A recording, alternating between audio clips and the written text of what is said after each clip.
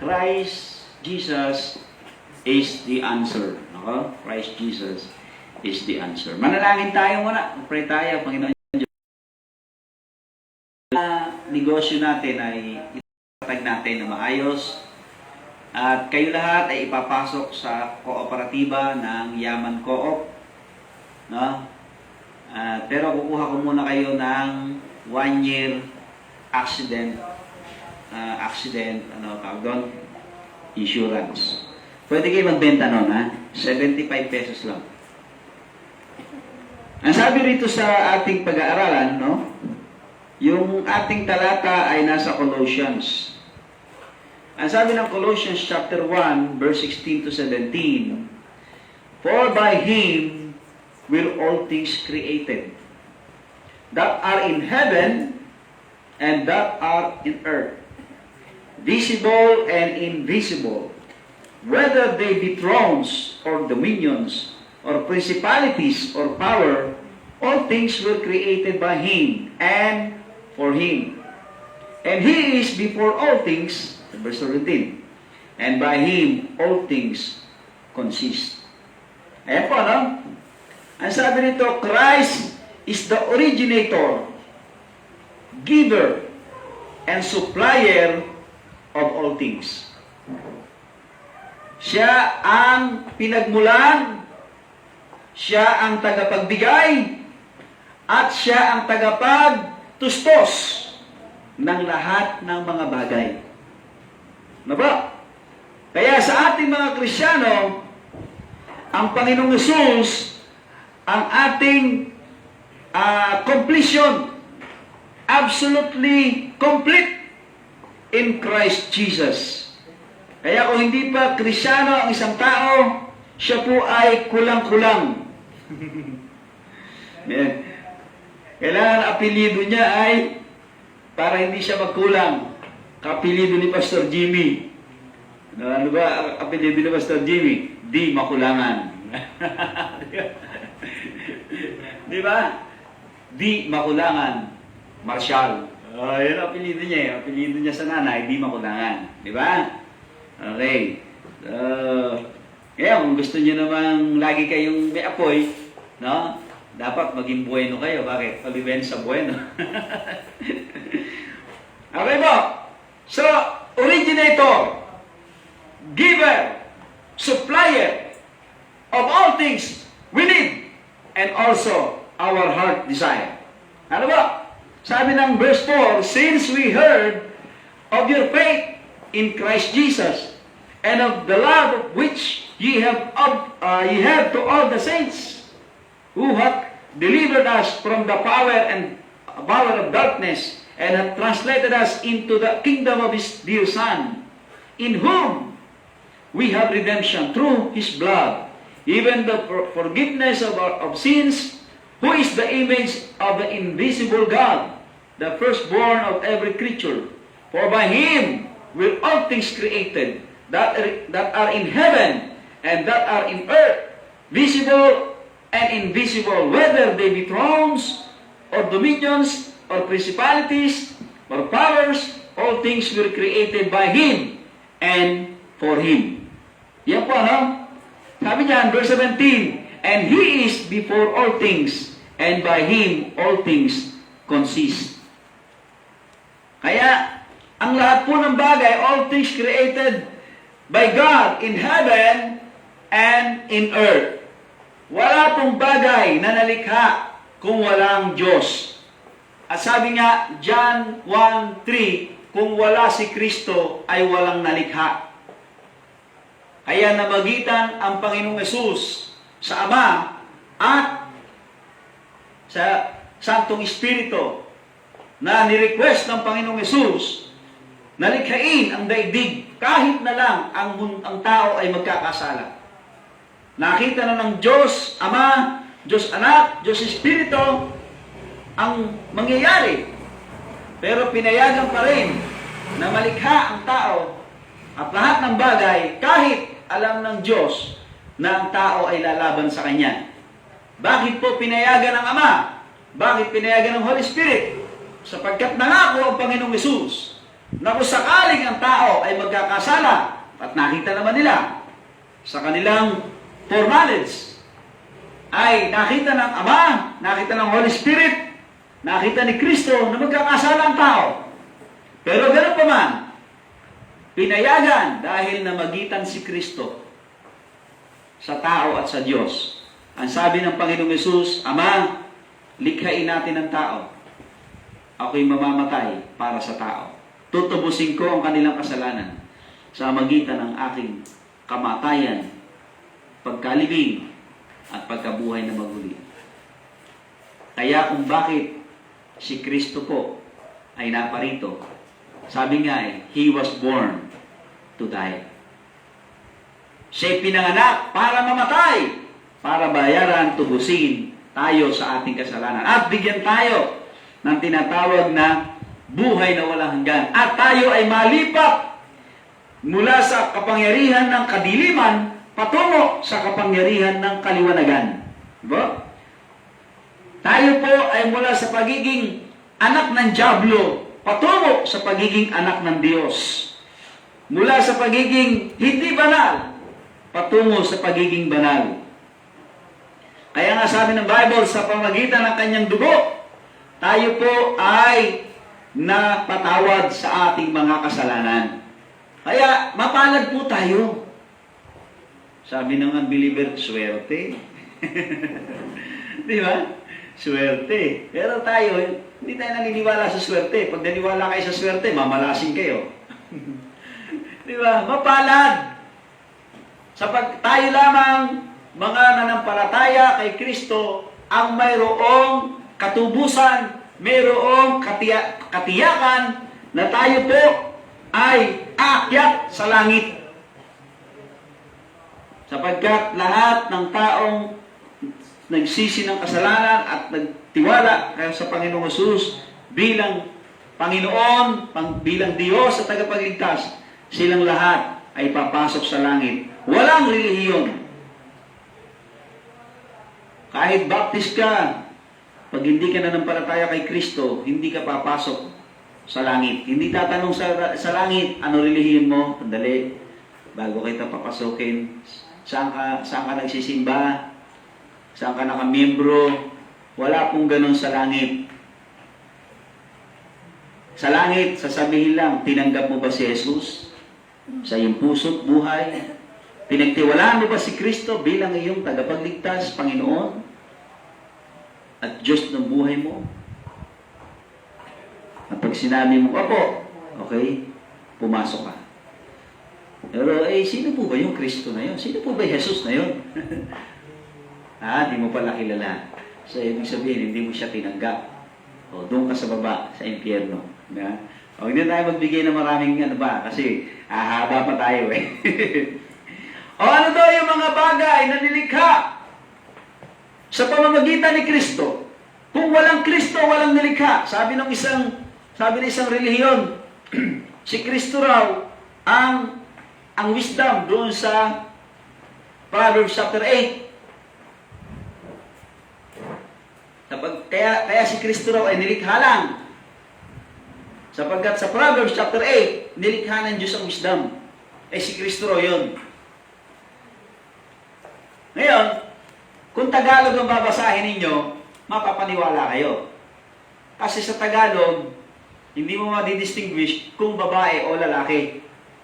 Yung salitang siya. O kaya yung salitang ako. Hindi mo alam kung babae o lalaki yung nagsasalita doon. Pero sa English, mababasa nyo. Ang gamit sa wisdom ay hindi he. Ang gamit ay she. At tanongin ko kayo, kung si Kristo yon, ano si Kristo? Babae, lalaki? Baka sabihin nyo, bakla po.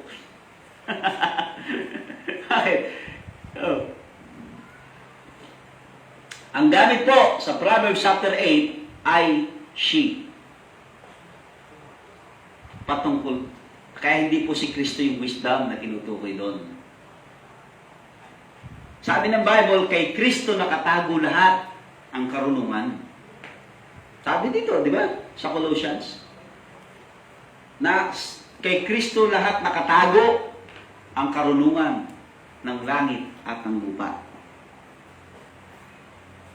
So kaya hindi nilikha po si Kristo. Oo, nilikha ng Diyos ang wisdom, pero si Kristo hindi niya nilikha. Kapagkat bago nagkaroon ng langit at lupa, yung first heaven and second heaven and earth, nandun na si Kristo. Sabi ko nga, okay, sabihin natin nilikha ng Diyos si Kristo. Pero alam mo ba, para makalikha ang Diyos ng Kristo, ay kailangan niya pa ng isang Kristo na lilikha ng isang Kristo? Paano yan, Pastor? Sabi ng Bible, John 1:3, hindi maaaring lumikha ang Diyos ng anumang bagay kung walang Kristo. O lilikha ako na, ako yung Diyos, lilikha ako ng Kristo. Ano kailangan ko para makalikha? Kailangan ko ng Kristo. Okay, Kristo, kailangan ko ng Kristo para ako lumikha ng isang Kristo. Di ba? Kaya nataranta sa akin yung hindi siya makasagot. Yun ang requirements ng Diyos eh. In order for God to create anything, He need Christ. So kung nilikha niya si Christ, how can He created Christ? Kailangan pala ng Christ para makalikha ng Christ. Kaya po, mahalaga yun eh. Yung salitang, all things were created by Him, and without Him was not anything made that was made. Yun yun. Without Christ, no creation whatsoever. So meaning to say, Christ was not created.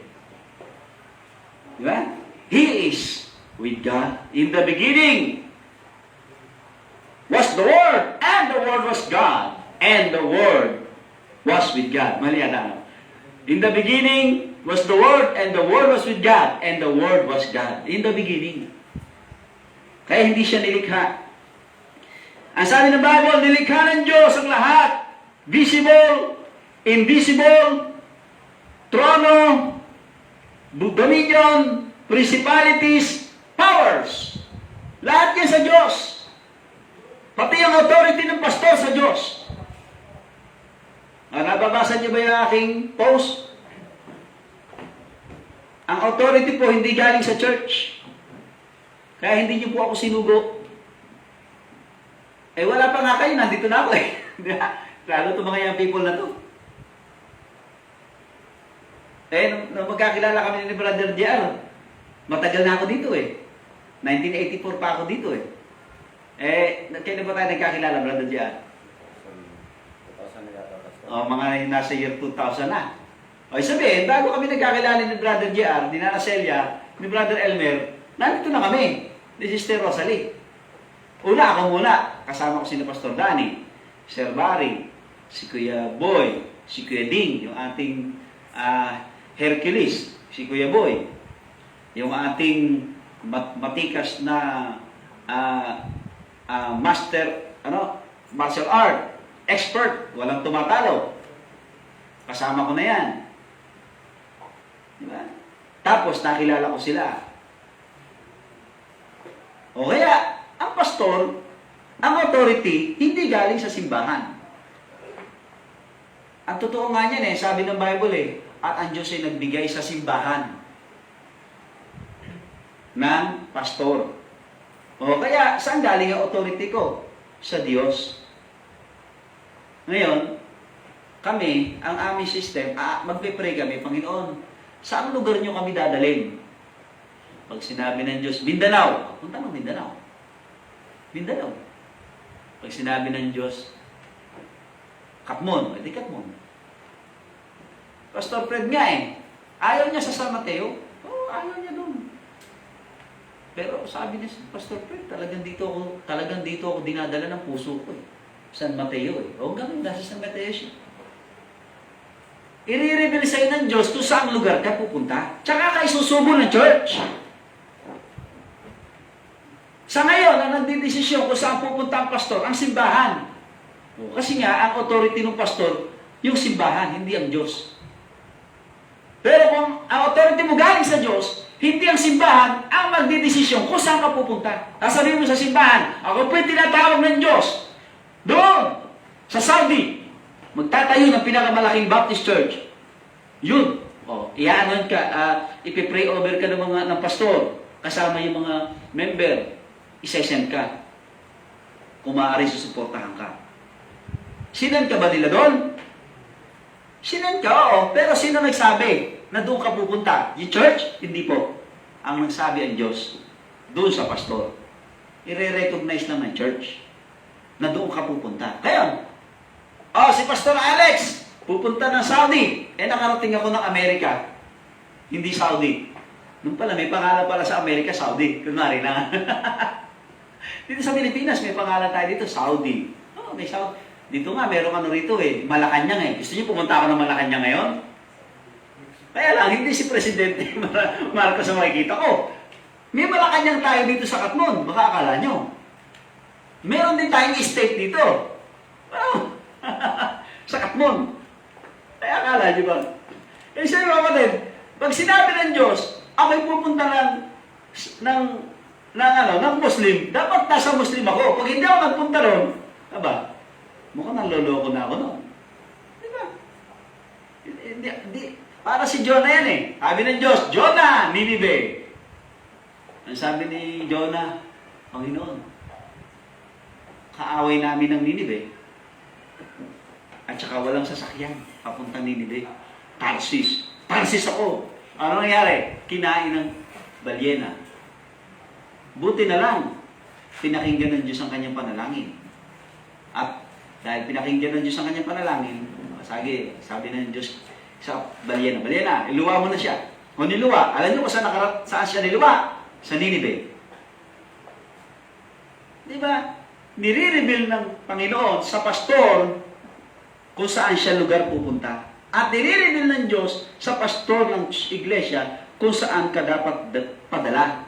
At nire-reveal naman ng pastor ng iglesia o ng Diyos sa pastor ng iglesia at sa mga member kung saan ka dapat pumunta. Para matanggap nila ang pag-alis mo. At para suportahan ka nila. Ngayon, pag hindi natanggap ng member ang pupuntahan mo, normally, hindi ka susuportahan yan. Hindi nila tanggap yung pupuntahan mo Ngayon, ang authority ng mga pastor ngayon, wala na po sa Panginoong Yesus. Nasa simbahan na. Kaya sabi ng simbahan, punta ka doon. Pag hindi ka pumunta, cut ang support mo.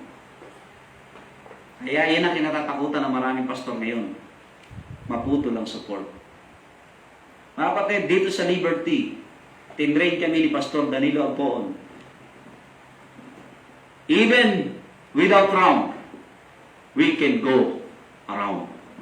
Men, kahit walang pera, may paa ka naman maglakad ka. Kaya nga ang aming sapatos, iisa pangalan. Alam niyo kung ano? Otto. Kahit hindi Otto tatak. Ano tatak ng sapatos mo, Pastor? Otto. Ha? Otto? Mayroon bang Ottong sapatos?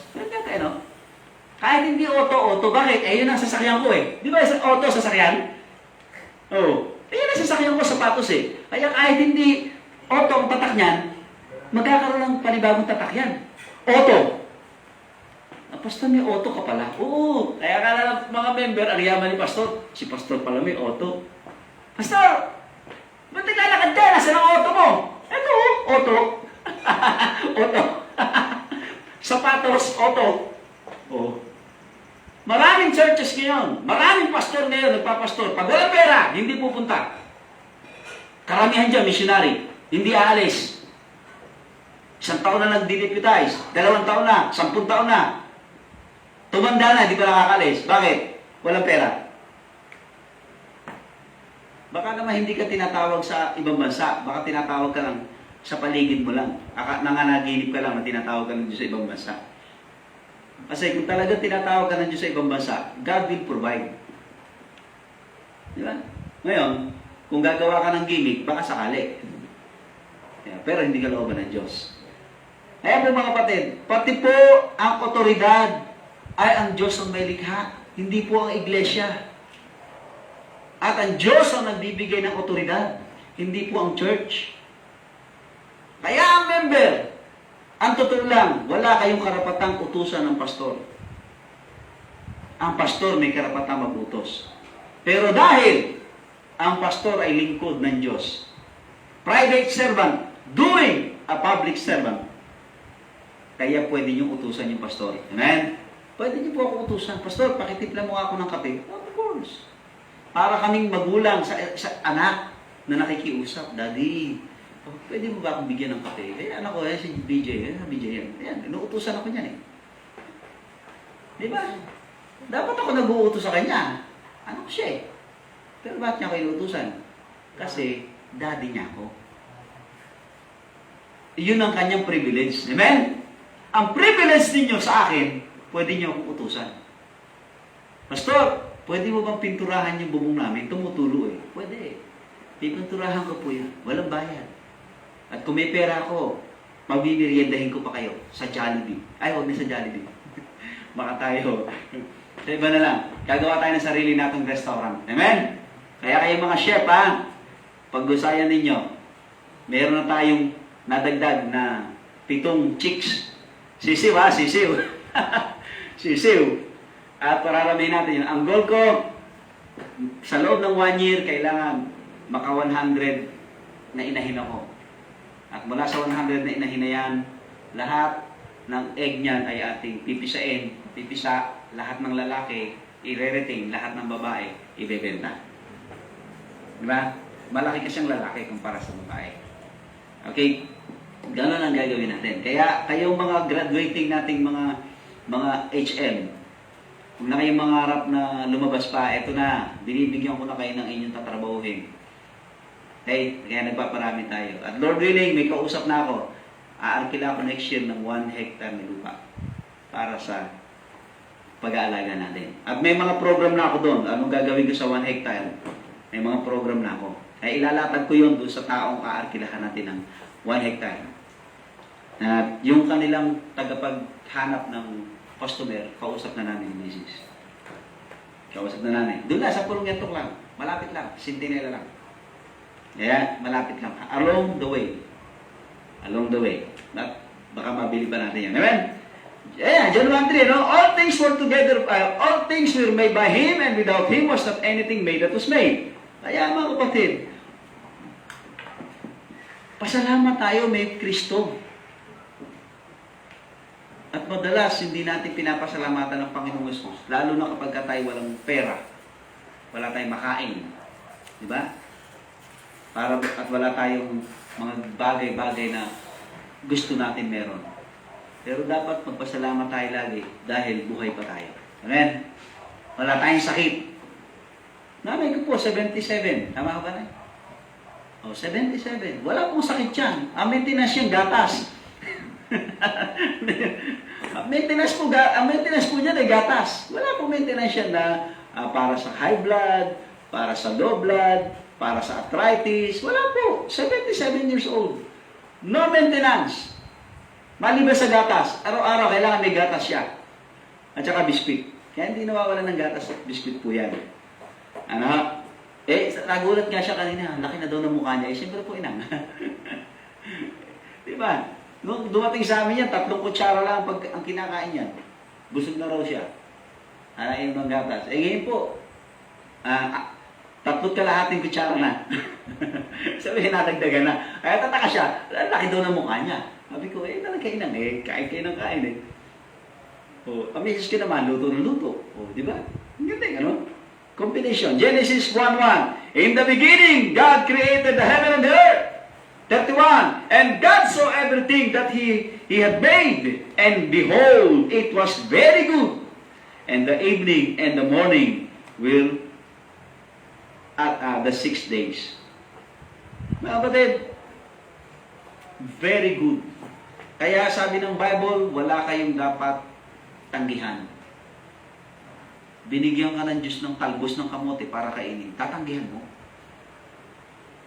Pambihira naman Damo yan Pagkain niya ng baka, tsaka kalabaw, tsaka kambing. Pero pag-aralan mo, anong meron sa talbos ng kamote? Mamamatay ka ba dyan o lulusog ka?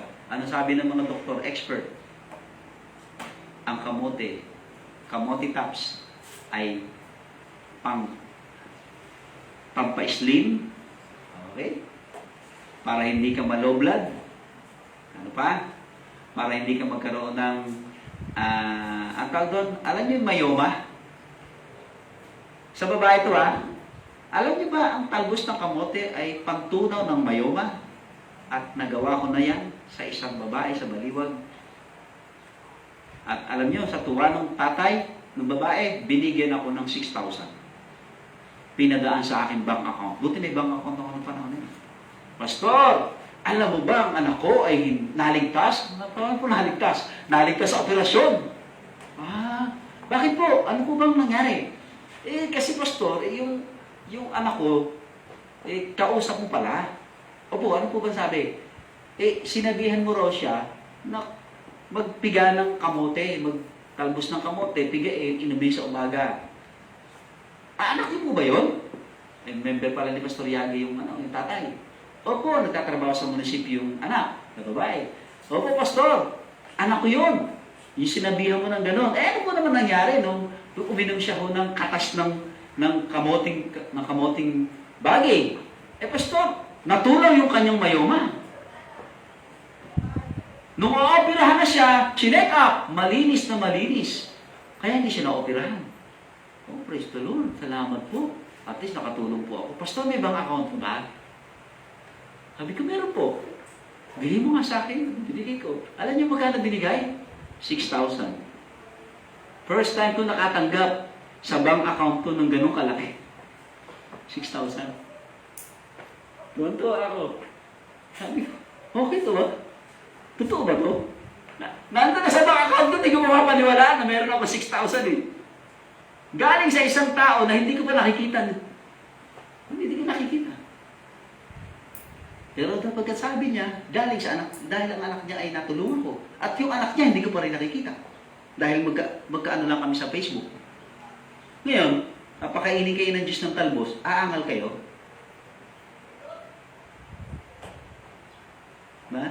Maarte mga tao ngayon, ayaw kumain ng talbos ng kamote, ayaw kumain ng talbos ng kangkong, ayaw kumain ng talbos ng ano tawag doon? Yung kalabasa. ayaw kumain ng mga damo-damo. Hindi naman daw sila kalabaw. Hindi naman daw sila kabayo. Hindi naman sila kambing. Pero alam nyo, sabi ng Bible, Genesis 1:29, ang halaman ay para pagkain ng tao. At ang herb ay para sa maging gamot. Kaya, hindi ko naintindihan. Ako, salita ng salita, sabi ko nga madalas hindi ako pinapaniwala ng tao kasi wala akong titulo na doktor. Yun lang ang kulang sa akin. Kaya gusto ko sana mag-aral ng doktor after ng graduation ng mga anak ko. Pero may sumalo na si Jelly. Sabi, sige anak, ikaw na lang. Pag-aaralin na lang kita. Ang aking, tulungan man ako hindi ng mga anak ko. Gagapang ko yung anak ko na yan. Para meron kaming doktor. Para hindi na ako magsasalita, yung anak ko na. Tiyak maniniwala. Bakit? May titulo ako wala. Kaya, kahit sabihin ko yung totoo, pasok dito, labas dyan. Diba? Yun lang. Pero alam nyo sa Bible, pag sinabi ng man of God, nagkakatotoo. Ano sabi ni Elisha, ni Eliseo, doon sa prinsipe, lumubugan ng 7 beses sa ilog Jordan. Gumaling. Anong ginawa ni Jeremiah doon sa hari na may cancer, nabukol? Kumuha lang ng bunga ng igos, itinapal, gumaling. Nabuhay pa ng 15 years. Mga doktor ba sila? Hindi po. Mga man of God. Pwede natin sabihin doktor. Doktor ng salita ng Diyos. Bakit? Sapagkat ang kanilang kinakapitan ay all-powerful God. Amen? Kaya sabi ng Bible, pag may sakit kayo, ipatawag ang matanda sa iglesia. Sino bang matanda sa iglesia? Nagtatawag doon? Elder, pastor. Kaya yung pastor ninyo, pag may sakit kayo, bago kayo magpatakbo sa ospital, tawagan niyo muna si pastor. May cellphone naman yata kayo. Pastor, pakipray mo nga ako. Baka hindi na po kayo makarating sa hospital. Isa po sa masasabi ko uli sa inyo, isa pa. Sister Evie, tingnan niyo po siya, puntahan niyo. Hindi na po siya gumagamit ng oxygen. Diba? Nagpa-check up sila ng isang araw sa doktor. Alam sabi ng doktor? Wala kang pneumonia. Wala kang sakit. O paano nasabi ng mga doktor mo na nakaraan na ikaw ay may pneumonia, ikaw ay may sakit. Pero meron kang peklat sa baga. Ibig sabihin, nung araw, nagkaroon ka. Pero gumaling na. Pero matagal na to, sabi niya. So kaya nag-wonder yung doktor niya ngayon, paano dinikara na siya pa daw, may sakit na? Ano doon? Sakit sa atay? Hindi po hepa. Cancer sa atay, ang tawag doon.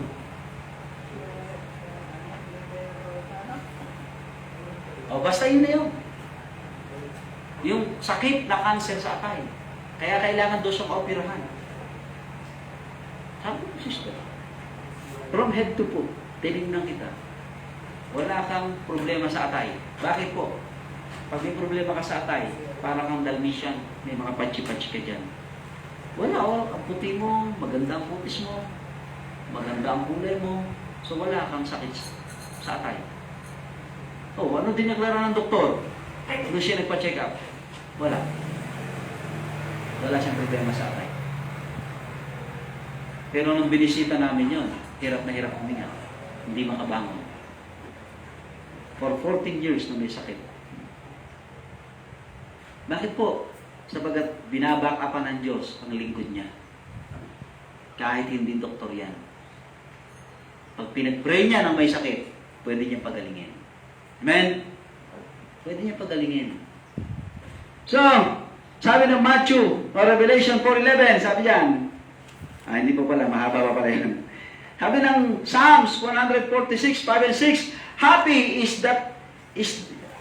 is he that hath the God of Jacob for his help, whose hope is in the Lord, his God. Ay, mga kapatid, huwag kayong umasa sa negosyo nyo. Amen? Tama, may negosyo ka, pero huwag yun ang aasahan mo na magsasalba sa iyo, magbibigay sa iyo ng maraming pera at kayamanan, magdalagay sa iyo sa tagumpay. Hindi po yung pera, hindi po yung negosyo nyo. Kaya dapat ang negosyo pagdating ng Sunday, sarado.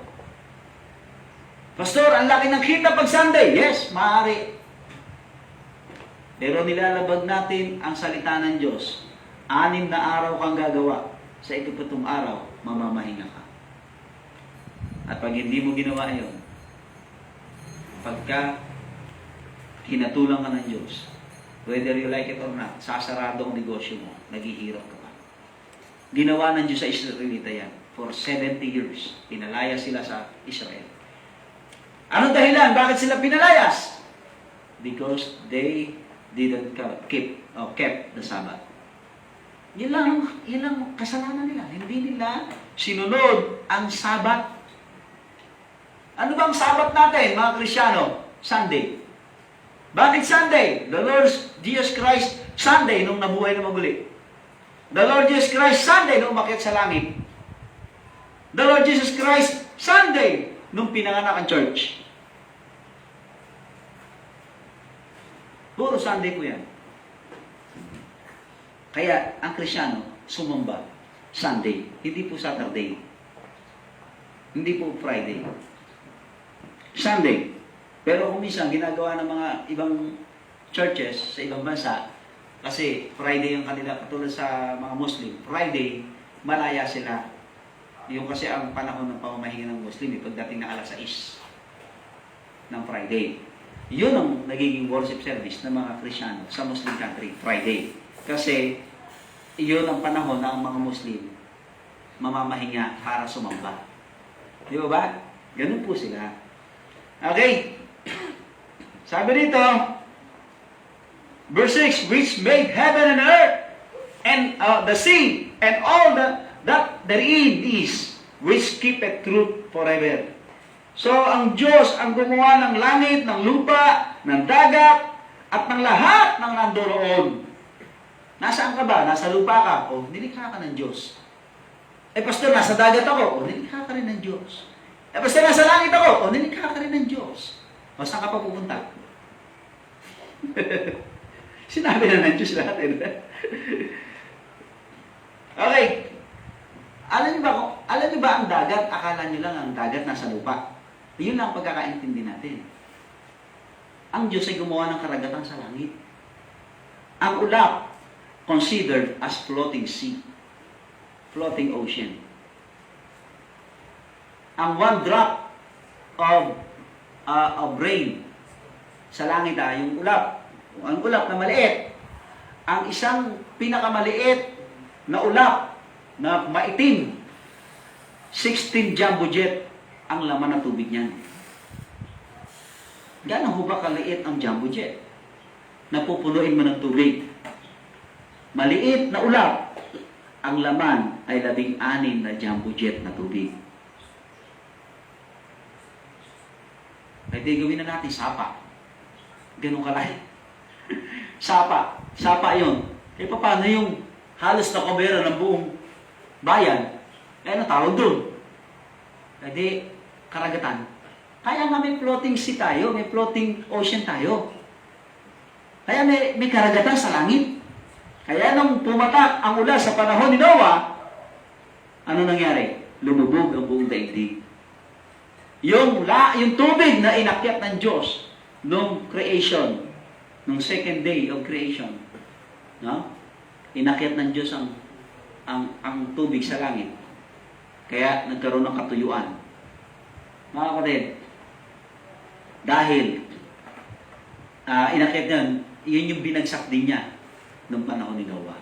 Hindi pa nga naubos yun eh. Nakakita ng Diyos, dali. Si Noah, nasa na? Ando po, palutang-lutang. Alam niyo ba gano'ng kataas ang tubig sa lupa nung panahon ni Noah? 15 feet above the highest mountain. And ano po ang highest mountain? Mount Everest.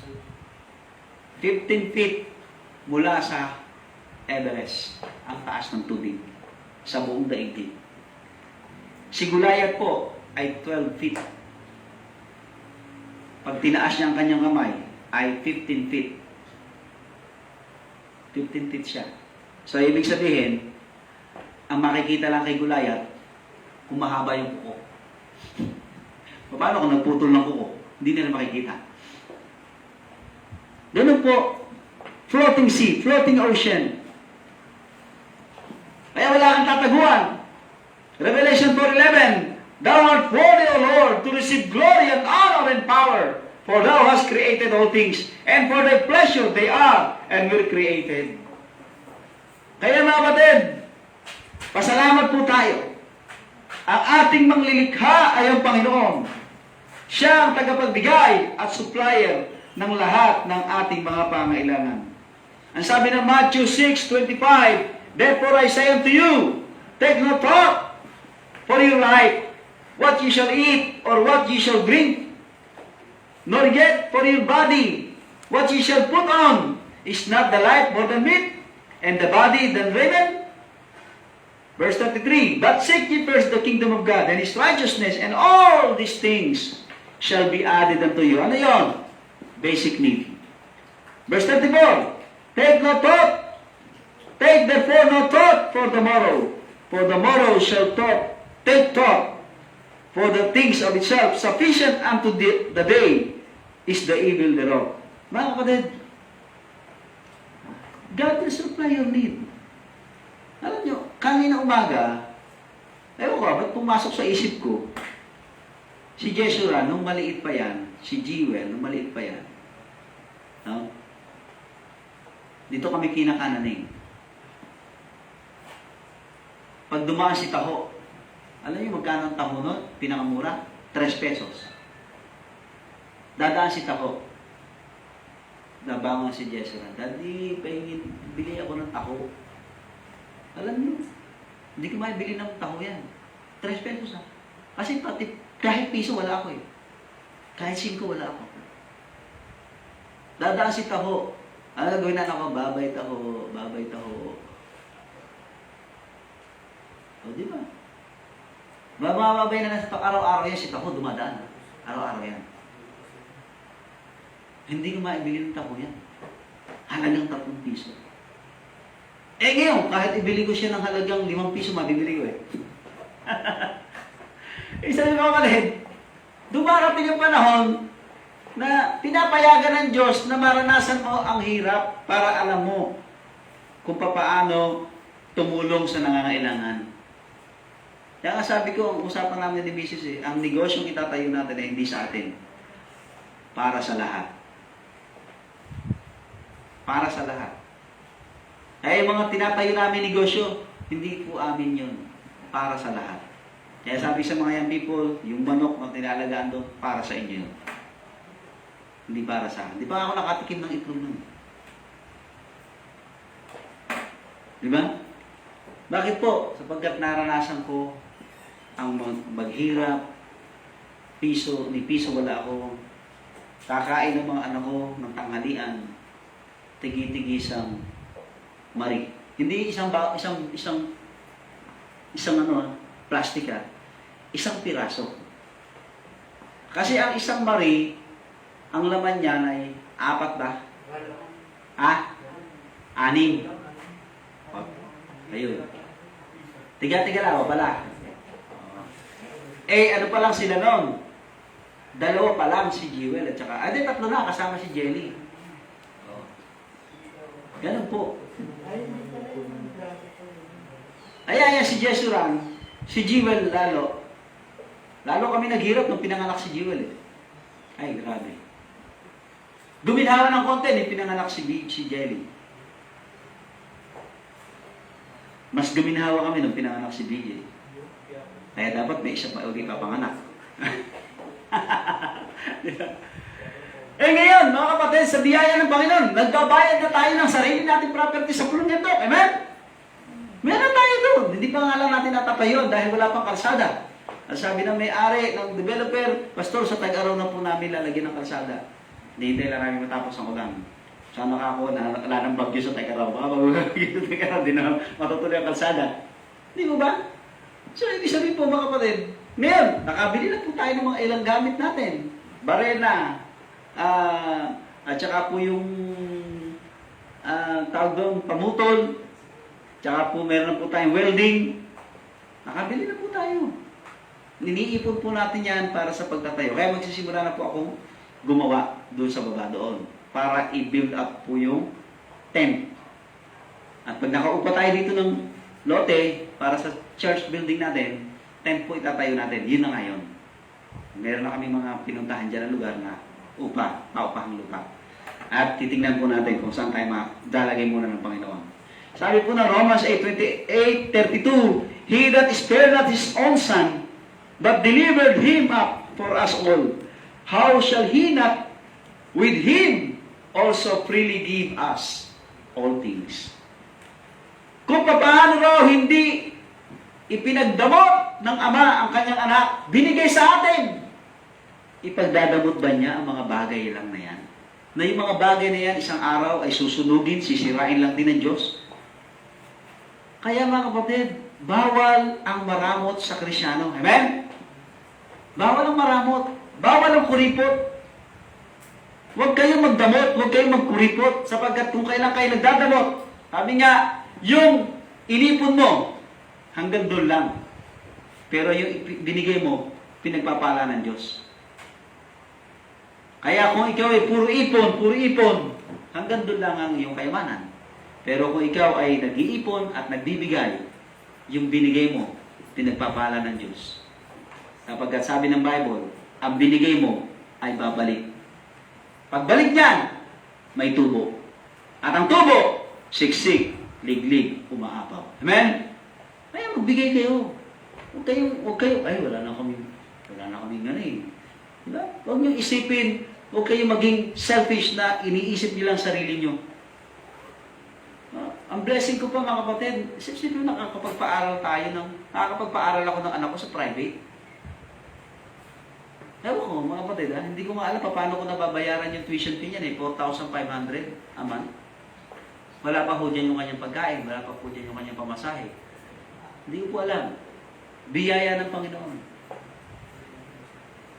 Kung kailan siyang, Daddy, sa Lunes magbabayad na ako. Alam mo, nananalay ka ba na?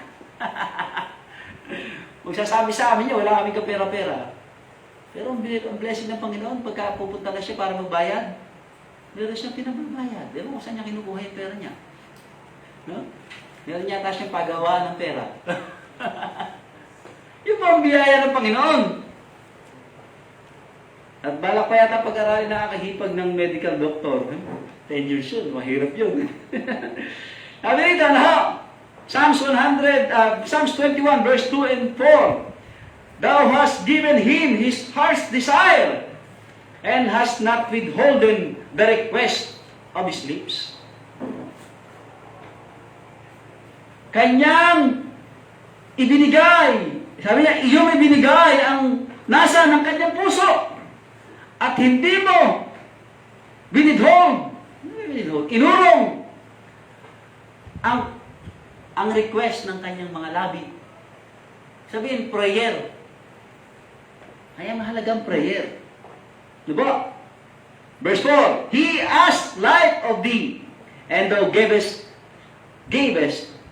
it him, even length of days, forever and ever.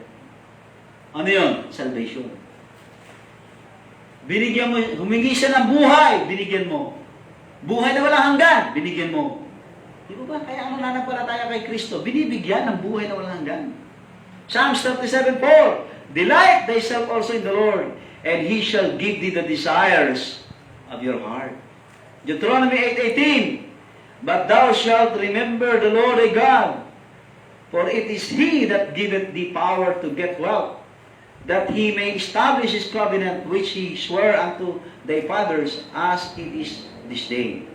Kaya po mga kapatid, huwag niyong kalilimutan ng Diyos. Pag pinagpala kayo ng Diyos, ibigay niyo yung para sa Diyos. Amen? Mag-tithes kayo, mag-first fruits kayo, mag-offering kayo, and then, tingnan niyo kung sinong kapatiran ang kailangan ng tulong. Bigyan niyo. Opo, ako po ay marami kong pinaplano. Ito po, lahat na estudyante natin na yan, bibigyan po natin yan ng accident insurance. Walang nag-amen. 1 year accident insurance. Lahat ng player natin ng basketball, ikukuha natin. Brother Jericho. Yan ba yun? Yung card. Ay, nasaan yung card natin? Yun po ay sa Yaman Co-op. Mura lang, 75 pesos. Oh. Yearly nga lang yun. Bigyan natin sila ng ano. Pagka susunod, kuha natin sila ng life insurance. Mula doon sa accident, maghanap tayo ng para sa life insurance. Bigyan natin sila. Kaya mga kapatid, ang plano ko po ay para sa mga members, especially po sa mga kabataan, sa mga anak natin, mga apo natin. Mararamdaman nila, salamat, meron kaming mga magulang na mananampalataya. Yun po, no? Kaya ako po, hindi po ako kumakain basta-basta ng pagkain. Pinipili ko pagkain ko. Ano po pagkain ko? Gulay. Ano pa? Prutas. Isda. Karne hindi masyado. Hindi na ako masyadong kumakain ng mga ganyan. Pag talagang no choice. Psalms 146:7, which executed judgments for the oppressed, which giveth food to the hungry. Diba? Gutom ka ba? Alam niyo, pag hindi ka nagutom, hindi mo ma-appreciate yung pagkain. Kaya pasalamat ka, nagutom ka. Panginoon, salamat po, nagugutom na ako. Pagkain mo, ang sarap ng pagkain mo. Wow, ang sarap. Kaya nga ang kasabihan walang tutong sa taong gutom. Bakit nakakain niya yung tutong? Ikaw di mo makain kasi gutom. Ikaw, kaya hindi ka kumakain niya kasi hindi ka nagugutom. At hindi mo pati nga yung kinakain mo, hindi mo na ma-appreciate Ano ba yun? Ano ba lasa ng pagkinakain ko? May isang milyonaryo. Lahat ng pagkain, inangalan nung anak. Sabi niya, anak, challenge. Ano yun, Daddy? 1 month lang, pumunta ka doon sa lugar na ituturo ko sa'yo. Titira ka doon, walang pera. Bibigyan lang kita ng emergency. Pera ang pang-emergency, pero bawal mo siyang gamitin. Sa emergency mo lang gamitin. Ang pera ang bibigay ko sa'yo, pang-emergency, kung kailangan mo akong tawagan, so, magano ka ng, pwede kang tumawag sa akin. Kung ikaw ay nagkasakit, pwede kang bumili ng gamot. Kung na-hospital ka, pwede mong pambayad sa hospital. Pero bawal mong gamitin para bumili ng pagkain, para bumili ng damit. Bawal yan. Gamot, pwede. 1 month. Sige, Daddy. Tatanggapin ko yung challenge. Okay? Pumunta ka sa ganitong lugar. Pumunta siya. Alam niyo, sabi niya, umpisa pa lang, gutom na siya. Hindi niya magamit yung pera niya pambili ng pagkain. Walang tao magalok sa kanya. Kain ka. Walang tao magalok sa kanya. Tubig. Wala po. Gabi na, di ba siya kumakain? Wala siyang titirahan. Wala nag-aalok sa kanya kung siya titirahan. Halika, gabi na, dito ka na matulog. Wala. Nakitulog lang siya sa isang, parang yung mga manggagawa na doon na natutulog sa pagawaan. Yung mga sa palengke, naghihintay ng ano. So nakitulog siya doon. Ano pala rito? 1 month! Napalayas pa siya ng isa niyang inanuhan na trabaho. Dahil hindi daw siya nakangiti, kaya pinalaya siya. Yun lang ang kanyang kasalanan. Hindi ka nakangiti! Alis! Ito sweldo mo. Alis na. Mga kapatid, pag uwi niya after 1 month, umuwi siya ng bahay. Sabi niya, Daddy, naiintindihan mo na lahat ng sinasabi mo. Kaya siya, pag hindi niya gusto yung lasa nung inendang pagkain sa kanya, pipikit siya. Aalalahanin niya yung ng karaan niya doon sa challenge. At saka siya ngiti, at saka niya kakainin na nakangiti. Yung pagkain, kahit hindi niya gusto yung lasa. Tayo, no? Sarap-sarap na ng pagkain Nilagang talbos Ayaw pang kainin. Ano ba yan?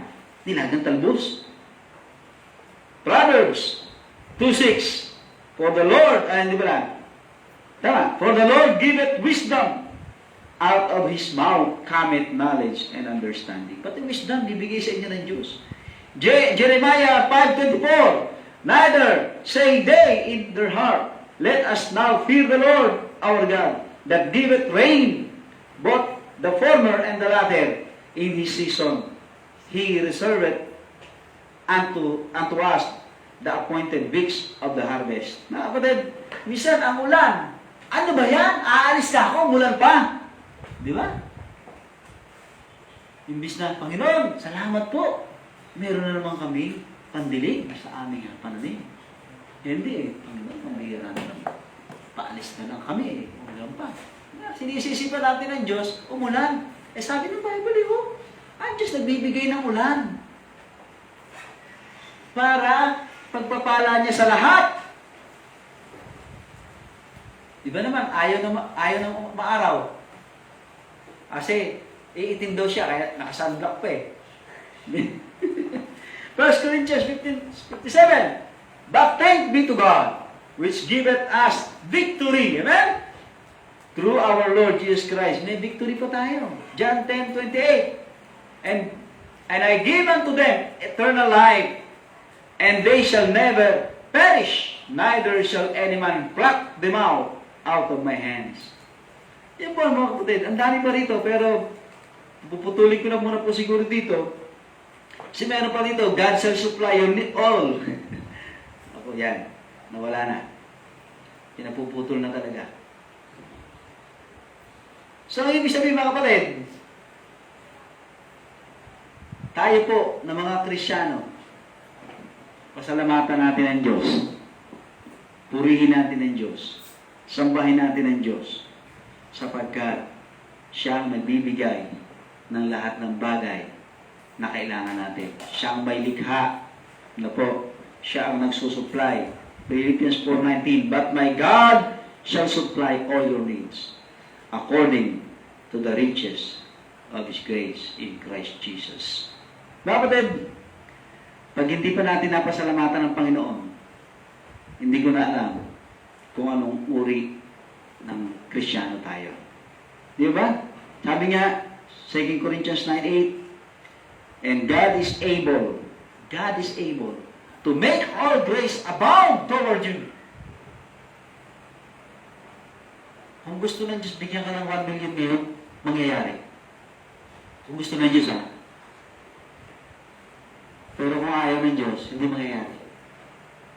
Kahit anong gawin mo, hindi mangyayari. Mali ba na mangutang ka? O mang-hold up ka? Kaya hindi ka laoban ng Diyos yun. Kaya, kung ano man ang dumating, pasalamatan mo. Kaya yan man ang iyong prayer o hindi, pasalamatan mo. Sapagkat, maaaring yung prayer mo, hindi pa panahon. At pag dumating yung panahon, magugulat ka. Hindi mo kayang ubusin. Kaya gawin na natin, let us trust God and obey God. Tayo manalangin, Panginoon, salamat po.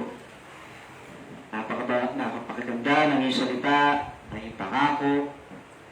Ikaw ang may likha ng lahat. All things are yours. Dapat lang kaming sumunod. Sa aming pagsunod, darating ang biyaya. Mangusap po kayo, bago tayo magbukas mga kapatid. Matagal na tayong Kristyano, marahil.